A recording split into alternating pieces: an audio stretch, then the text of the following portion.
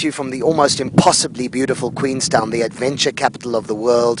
The Bungee started here on the South Island of New Zealand, and this, let me tell you, is rugby country. I've been here with my touring party for just over a week as we flew in to watch the Springboks play the Samoans in Auckland, and it was a hostile reception. The game was hostile, the crowd partially hostile, and the Springboks did incredibly well to come through that game without more injuries, sightings, and getting involved in a brawl. So hats off to them, great discipline. I engaged a whole bunch of locals, and I spoke to a guy called Sean Tolich, who's a first grade rugby coach and an Aucklander, about South Africa's confidence going into the next round. This is what he said. We're here in the viaduct in Auckland, just after South Africa's beaten Samoa. I'm very lucky to be standing here with Sean Tolich, who coaches the Wollongong University First 15, in front of a party that's going on here. Sean, you were at the game tonight. Did you think the Springboks were worthy winners? And what do you think the All Blacks will be nervous about come the semi-final? I think the Springboks were worthy winners, but they wouldn't take a lot of encouragement out of tonight.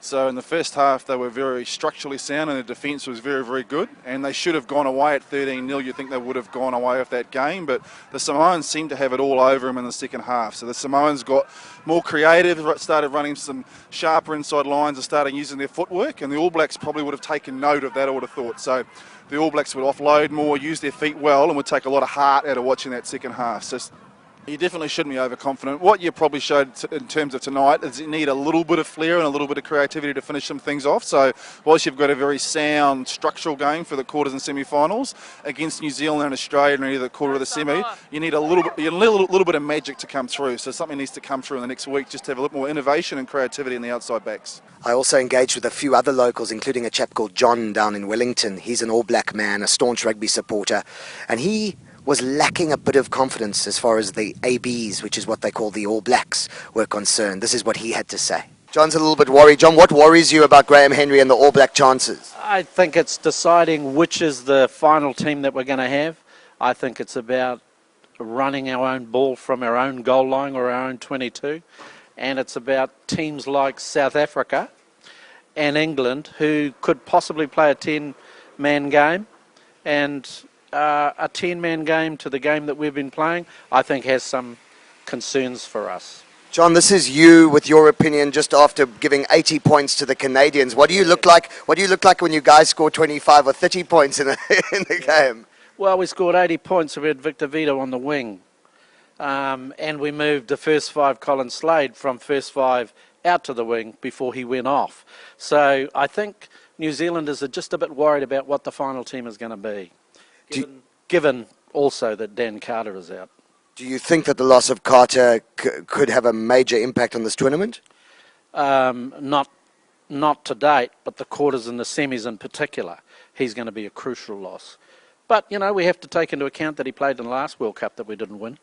Justin Marshall came out in the press yesterday and said some really interesting stuff. He said that Mills Muliaina must now start at fullback and Israel Dag has to move to the wing now that Daniel Carter's lost from the team, and that's because of his experience. So you lose Carter at 10, you get a youngster like Slade, you move Muliaina at the back and you move Dag onto the wing, and I agree with him too.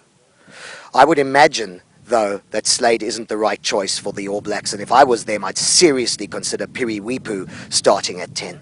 For me, the highlight of the tour came yesterday in Queenstown. I bumped into Okkie Oosthuizen, the legendary Springbok prop who toured here in 1981 in that famous Flower Bomb series, the demonstration tour, and he regaled stories of what it was like sleeping in the change rooms, what it was like being on the field when the plane swooped through the ground, and it was hell of interesting for a rugby guy like me.